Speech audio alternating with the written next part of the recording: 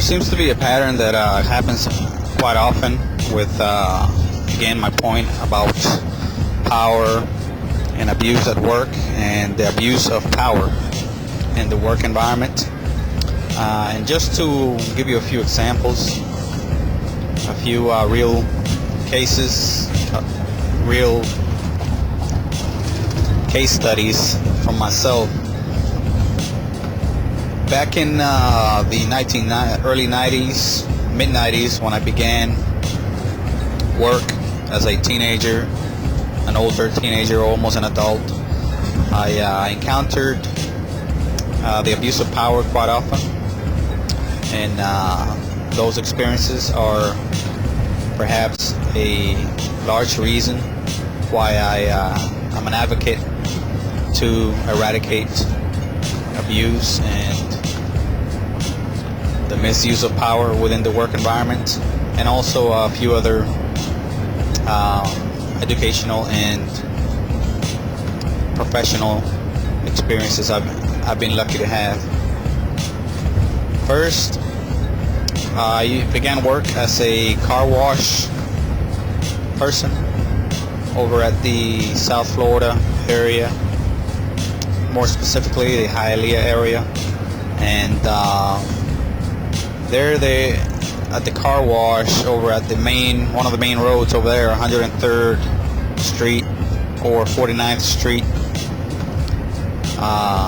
there were managers, specifically one manager that was pretty despotic and militant and dictatorial. He was a gentleman by, his name escapes my memory right now, but this guy was very, again, militant, very demanding. He ruled with an iron fist. He tolerated no mistakes, tolerated no protests, tolerated no demands. He wanted things ran his way or no way. He often made us work late, and that's late without pay, even though it wasn't by much. It was maybe less than an hour to clean up, gather things up, wrap up things that needed to be wrapped up at the end of the day. And this job at the car wash was quite harsh. It was only 2, maybe 3 days per week during the weekends, but it was an all weekend affair, both days of the weekend, Saturdays and Sundays, and it was quite hot during the day, even during the winter days. Not as hot during the winter, but it was especially hot during the summers. The humidity around the car wash could reach pretty high levels, and the heat could reach up to the mid to upper 90s at times, and we were expected to work under the sun for many hours non-stop without breaks, and too often more than 8 hours per day.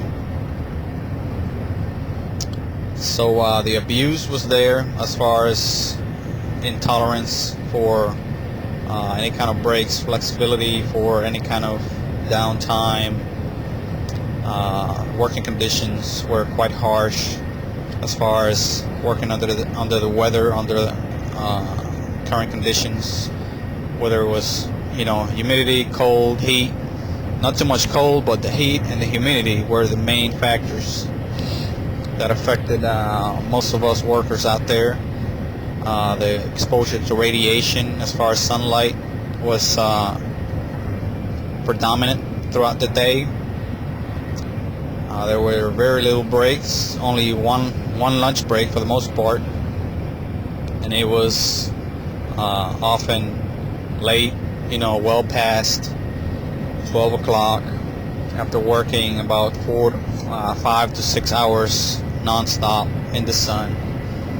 So the working conditions were quite unhealthy and even unsafe. and this went unabated all throughout, especially during the short but intense period where that manager I spoke about occurred. This manager did not want to hear any complaints again, any kind of demands, any kind of pleas, and he often again made us work or demanded us to work without pay, overtime, and this went unnoticed or ignored by the company's owner, which often paid visits to the car wash. He owned, as far as I knew, at least another car wash in the Miami area, perhaps two more, and the car wash exists today, I believe, under another name. I think it's a small franchise down there right now. But we laid the groundwork for the car wash. I mean, we put up with the BS quite valiantly and with a lot of courage. I mean, I was a young 16-year-old and with no work experience, no experience dealing with managers, no kind of knowledge as far as, you know, working conditions, rights about working conditions, safety and health issues. I had no idea about any of these important and even life-threatening issues. So of course I did not demand and did not put my foot down as I should have, and neither did any of the workers that were there at the time, because it was the atmosphere of fear, an atmosphere of threats and mistreatment, thus keeping the young workers, most of them teenagers, under a constant fear of losing their job, losing pay, and jobs and work in that area were always, and as they are to this day, very, very hard to find, very hard to secure, and even when it's secured, it's very hard to move about and move up within jobs, within work. So everyone held on to their jobs like their life depended on it, and with very much reason. My other job, that was my first job, which I experienced much of the mistreatment again and harsh working conditions at the cost of being bared by the employees for the benefit of the owners and top management. There was another job I had right after that. I was hired. I quit that job one summer with much courage, and I was hired not too much after that, not too long after that, maybe a few weeks, 3-4 weeks after that, at a Taco Bell restaurant, fast food restaurant, which many of you may be familiar with. And working conditions there were a bit better, but not by far, not by much. The working conditions in the kitchen were often hard, stressful, for the most part, very fast, very demanding. I started as a dish washer, dish cleaner. That's usually the first job or task given to new recruits, especially male recruits, to my experience. And I had to deal with very hot water to wash the dishes and all the equipment, all the containers, metal containers used to cook the various food products to make the fast foods. And it was quite stressful. It was a lot of hours non-stop without breaks. But however, it was a lot better than the last job I had. We did get about a 30-40 minute break, maybe an hour sometimes, and of course no pay during that break. We did not get breaks in between that, as many states require. And it was very low pay. It was bare minimum pay. At the time it was about $4.25 per hour, and did not make much at the time, only working mainly weekends, perhaps late into the weekends days, like Fridays, Saturdays, and even some Sundays.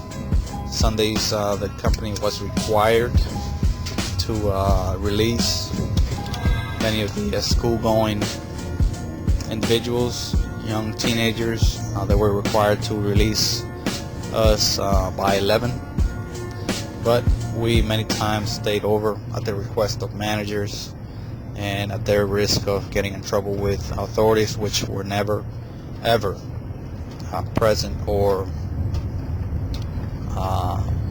did not pay any attention to the doings of the working conditions or the doings of management as far as managing employees. Again, the working conditions were harsh. Days were long and tiresome, stressful, and did not at all or by far match the pay that was provided to most of us. The treatment was okay as far as personal and social for the most part, but there were times that the management took advantage of the inexperience and young age of some workers and made some derogatory or belittling remarks at times, not too often, but it did occur. It's a small area where a lot of workers used to be together. Thus, friction and comments and attacks are, of course, going to occur, especially with the level of sophistication of the individuals involved. This is very well expected. My third job, after I quit that after maybe a year and a half of being there, perhaps a bit longer, perhaps about the same as I spent over at the car wash, maybe a year and a half, a year and 6, 7, 8 months. I quit Taco Bell and I got a job overnight this time. By this time I was already graduated from high school. I spent a few months past high school graduation at Taco Bell, but I decided to just leave it and kickstart some changes in my life, my my work life. So I decided to just kick Taco Bell, turned in some type of notice, perhaps just make a couple of days in advance, perhaps just verbal advisory of my resignation. Left, picked up a job immediately, perhaps before I even left, at the local Hialeah Toys R Us, which is as many of you know, a toy store, a national chain, which had been in the Hialeah area for some years now at that time. And it was a temporary position, as the toy store usually hires a few individuals every year right prior to the holiday season, which is their busiest season of the year, where they do sell a lot of toys, a lot of items, and they need the personnel to go ahead and move those items into the store, out of the store. There's very many tasks required, especially at that time of year. I went to a very brief and short and sweet training session, maybe for a day or two, with in a room crammed with perhaps a dozen other people. It was an overnight position. It was the first overnight position I had. It was quite harsh since I could not cope or get used to it right away. I went to school. I started to go to technical training school during the mornings. So as soon as I got out of work, I had to basically get ready, shower, and go to school. And this did not work too well. And I started doing poorly in school, falling asleep in class. This was a drafting technology class I had taken in 1997, right after high school graduation, maybe a few weeks after. So that job did not go well as far as performing in the job and out of the job, in school and at home. I was tired, could not get used to the schedules at that age. Attempted to keep friends, a social life, some sort of social life at home and in the streets with friends and all. It just wasn't working out. So after maybe 3-4 weeks, I had to leave the job, and I decided to just to go back and describe how the job was. It was quite stressful, not only because of the hours, but the tasks that we were expected to perform. I was expected to help unload a truck damn near every night. However, I was also put to do other tasks. Actually, during the time I was there, I did not do much unloading. I guess during that time we got lucky. There wasn't many unloading tasks to do, and we were put to move things around, maybe organize merchandise. There was a lot of idle time also. It was boring, monotonous. There were very little people to talk to, and the management was lax and idle many times. It was just a very boring and depressing experience altogether. There were no kind of benefits to be spoken of as far as pay, time off, and breaks. It was pretty much work for the season, and that's it. Go home. No, get paid a little bit of money that you got paid per hour, perhaps $7 or so, and be laid off at the end of the season. And I saw no future in this. I saw no satisfaction, no kind of motivation in attempting to perform in such a job. So I just went ahead and decided to go another route, which was to train myself as a security guard.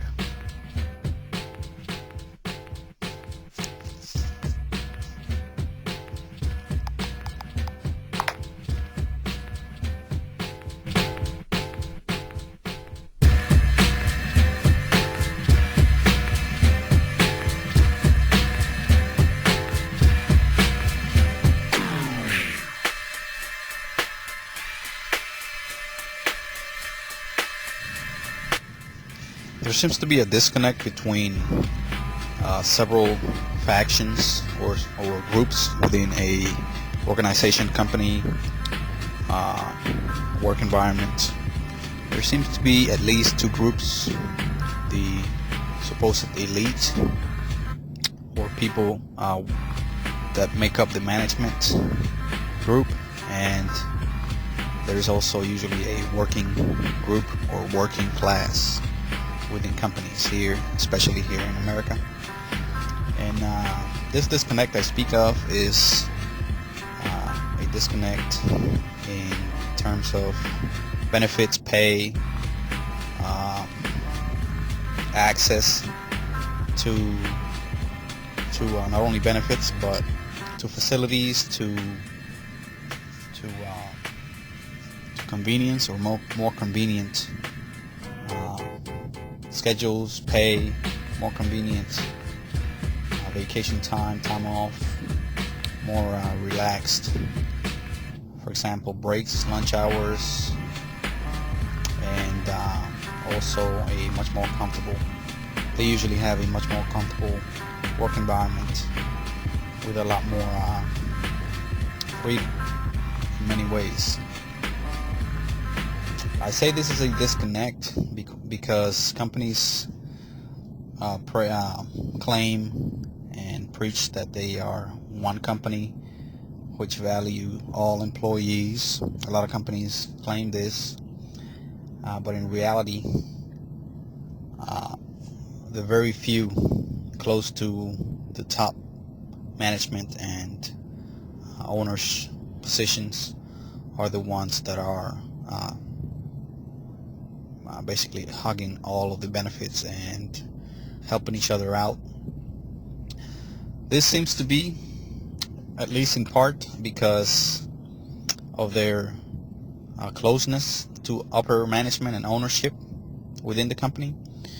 These people that are that make up the management group are usually close to owners, close to managers, close to presidents, not only physically within their offices, but also communication with in terms of communication, access to talking to these individuals, spending time even in person with such individuals.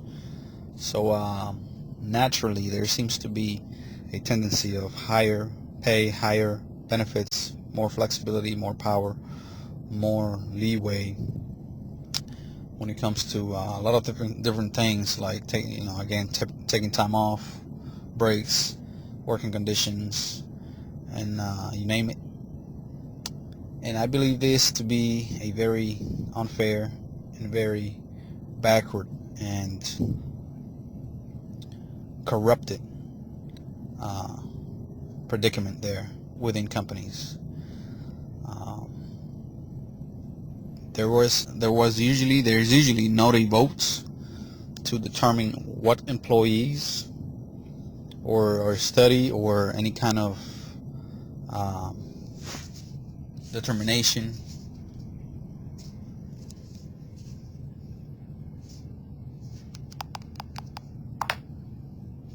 there's usually not a determination to see which employees deserve more benefits, more pay, more comfort, more flexibility in all those, more time off. There's usually not a determination. There's usually just usually determined by the positions, each position. And there seems to be a tendency that positions closer to upper management, again, closer to presidents, owners, and the like, are usually, and many times, most times, the ones with, again, the more benefits as far as pay and every other conceivable way. This must change, I believe, for a fair society to emerge. Companies should very much consider this situation and make some reforms, changes, especially if they make the claims that they care for their employees and they consider themselves one team, one company. If companies claim this and preach this often, they should back it up. They should very well be one company and give everyone across the board the benefits and the flexibility and the power according to their worth, not only for the company but as people, as professionals, and as depending on the degree that they contribute to the company. Because as of right now, most companies have office individuals, office people closer to the management. No matter how meager and how petty their jobs may be, they enjoy the very same benefits in this, or at least very similar benefits as the upper management, and even as bosses and owners and presidents. In my mind, these individuals all should be in the same pool as workers, no matter what their position or their tasks as far as responsibilities may be. The cleaner, the toilet cleaner, the night shift cleaners should have the same access to time off and long breaks and vacation and pay as those people that work in the offices in the morning with weekends off and holidays off and paid. For example, people that work in the field for a certain company should have the same access to days off as the president's assistant. Their contribution is very much similar as far as worth and weight in most occasions that I have experienced. So who is to determine why that president's assistant should take a lot more time off and have a much higher pay than some of the individuals in the field or at the warehouse, or driving a forklift, or cleaning the floor area, or maintaining the lawn outside. These people should be in the same pool to put in for time off, to put in for races, they should have the same access and be in the same playing field as the individuals in the offices. Talking about the working class, the working group should have the same access to owners, should have the same access to management. They should be able to spend the same time doing lunches with owners and managers, because people are highly corruptible, and if you spend more time, you go golfing with the company's owner, you will win more favors and more benefits within that company. So everyone in the company should have the same opportunity as the people that are closer to upper management. Does it happen? Very rarely, to my experience, and it is just common knowledge that their upper echelons, the people that surround the upper management, always, for the most part, virtually always have more benefits, more pay, more access, more freedom. And in my mind, this should not be the case. This should not be going on right now. In a fair, equitable, and just society and economic arena, and within the working system, within the industrial and productive system, this should not be the case. So let's think about that, even within your own organization or company or corporation that you may be part of. Just pay some attention to this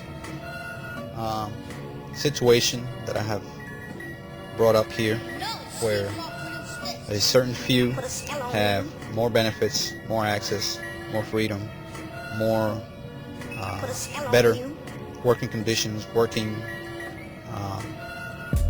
facilities, everything better than another group, which is very separate, very distinct, and very kept apart from these people that work mainly in the offices, mainly close to upper management and close to ownership.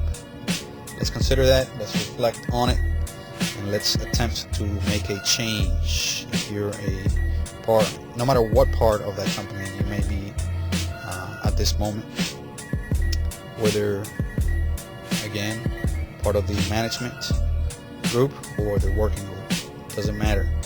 You can make a change in whichever way that may be available to you.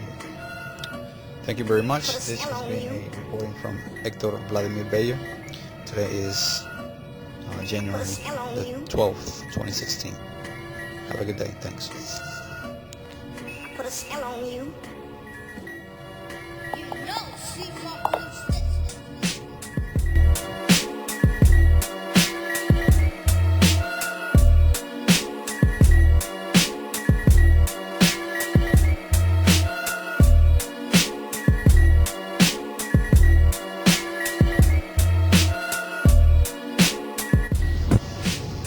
Hello, this is Hector Vladimir Bello.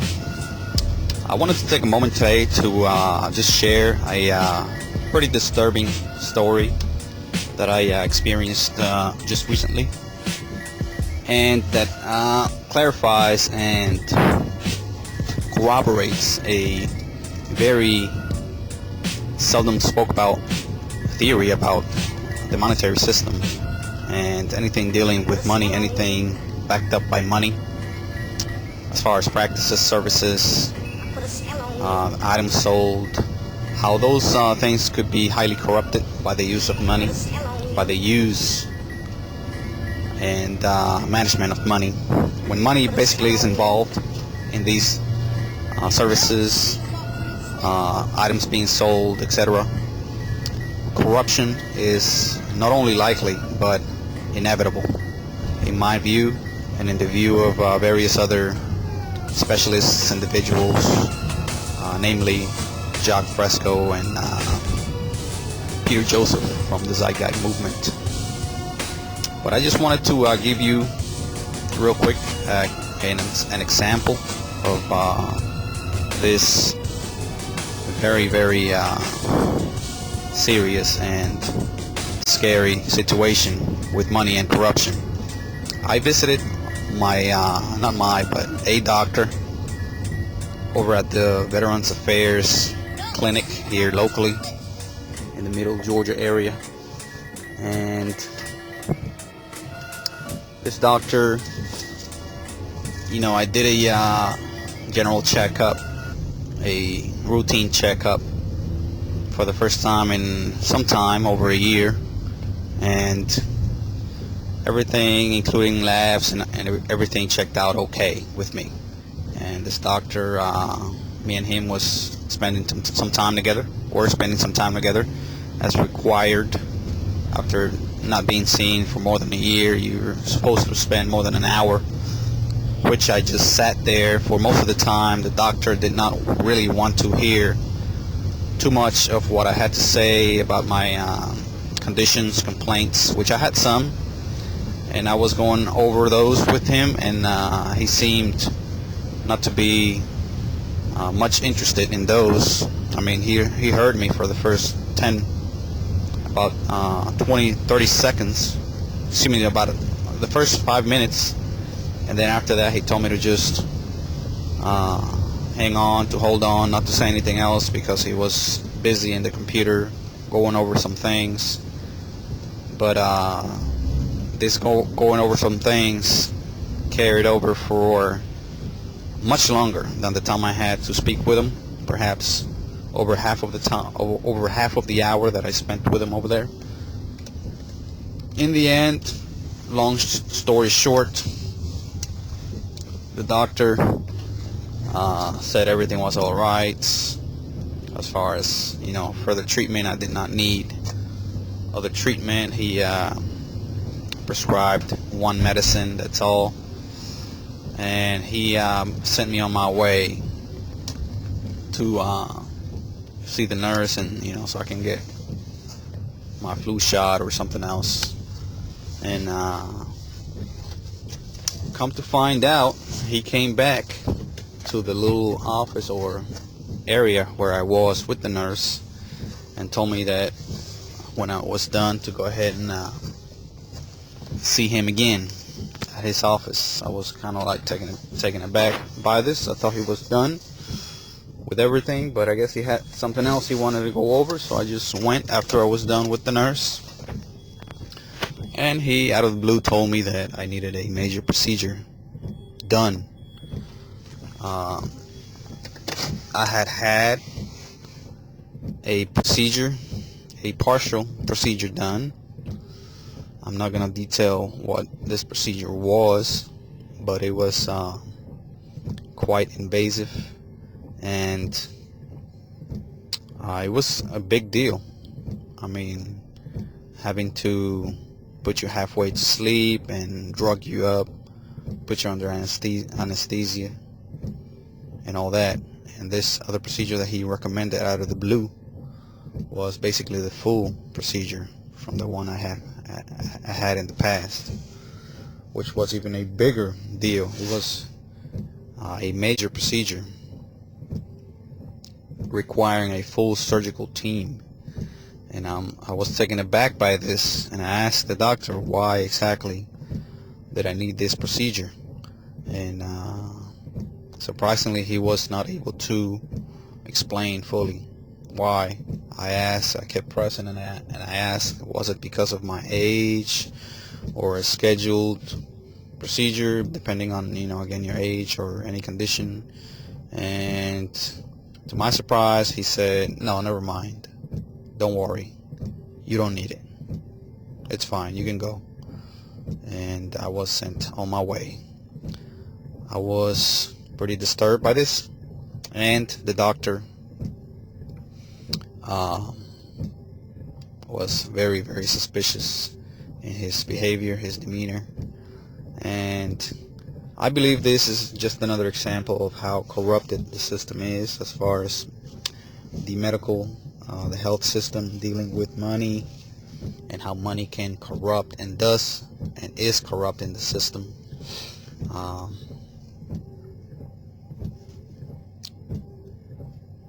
The insurance industry is highly corrupted, with my experiences and the experiences of many that have shared it with me. Insurance is very, very high. It used to be a lot higher, but it's still very high here in the United States. It is basically you pay your way to get health insurance big time. You pay for it dearly, as it is taken away from your check before you even see your check from your employer. So they are right there in bed, in the core, with the income system of the country, where they have the right to, just by a simple signature of yours, not even a signature, a acknowledgement from you, they can go in and deduct massive amounts of money yearly from your paychecks. And this is, in my mind, in my estimation, ludicrous and should not exist.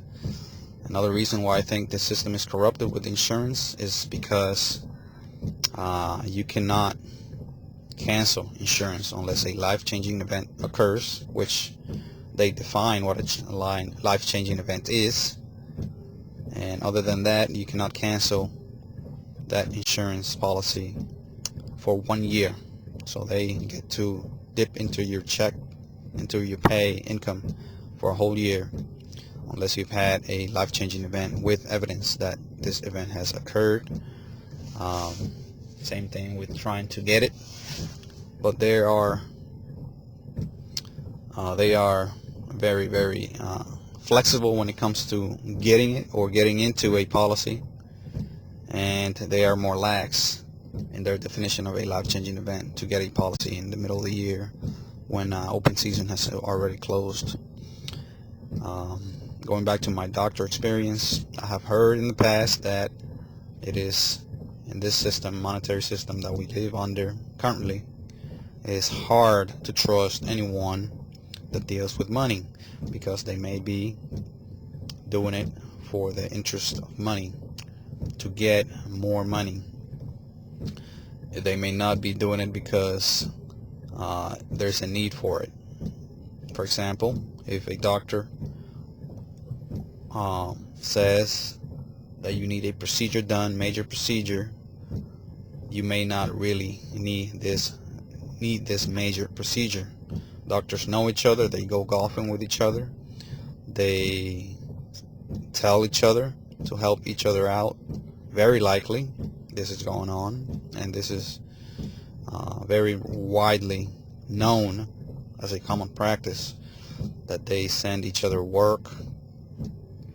And of course, being friends, they look after each other. One way is financially, by sending each other work, and you may not need that PET or CAT scan, you may not need that surgery, but yet you still get it because they're attempting to help each other out. There may be other options that they do not even consider, which may be less invasive, less costly, and less painful for you as far as financially, physically, and emotionally. But yet they may prescribe such procedure just because they themselves want the procedure done, the money. They want to help the hospital out, themselves out, or they may want to help their buddy doctors. So this is a quite disturbing situation where, in my personal experience, this doctor was out of the blue recommending this very invasive and painful and dangerous procedure with no real backing for the reason why this procedure was needed. I got lucky that I demanded an explanation why I needed this procedure, and the procedure was removed or rolled back from my record, and I no longer need it for now. So this is very, very, at the very least, suspicious and eyebrow raising about how doctors operate, even within the VA system, which is known not to let funds and money affect it as much as the private sector, the private medical industry. This is something for you to think about. You may have experienced such a situation yourself, and I hope to hear from you by hearing from your comments. You can drop those in the comment section, where I will post this video or audio, whether it's my blog or my YouTube or other video channel. Thank you. This has been a recording January 14th, 2016. Again, this is Hector Vladimir. Thank you.